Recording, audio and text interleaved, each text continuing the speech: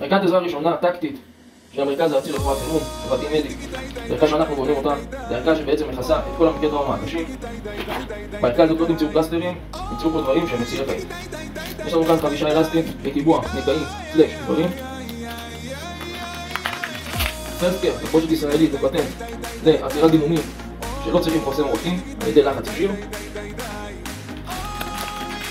תחבושת לגוויות, בסוג פולימר, תחבושת מוצפת בגודל 10 על 10, שמכסה שטח פגיעה נרחב. תחבושת קומבט-גז, תחבושת גז ולחץ לדימומים, לאזורי חיץ, אזורי מעבר, מקום שלא ניתן להניח חבישה אישית או חוסם עורקים. מספריים לחיתוך עם כפתור, מלעק, מספריים מיוחדות שניתן לחתוך איתם גם השלמות בגד, כולל ברזל של חזייה ללא פציעה של המטופל. מיקרופור לפיגוע, תחבושות, מעין פלסטר, דבק. מומלץ להוסיף לערכה הטקטית שלנו, אנחנו ממליצים להוסיף חוסם עורקים טקטי, שבעצם נותן לנו כיסוי מלא מבחינת דימומים פרוצים. אנחנו מגיע בחבילה.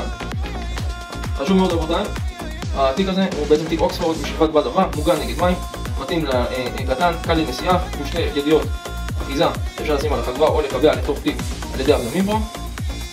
היתרון שלו שאפשר לשים אותו גם בתא כפפות וגם לשאת אותו איתכם בתוך הכפפות. כאן בתא החיצוני יש מקום להכניס חוסם עורקים מסוכת פנימה שיהיה מוכן לשליפה, כולל מקום במספריים מוגבעות מעליו.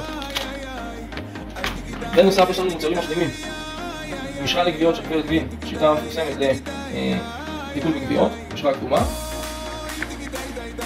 קופסה של 30 מל וקופסה קטנה יותר של 15 מל. מומלץ להחזיק בקופה.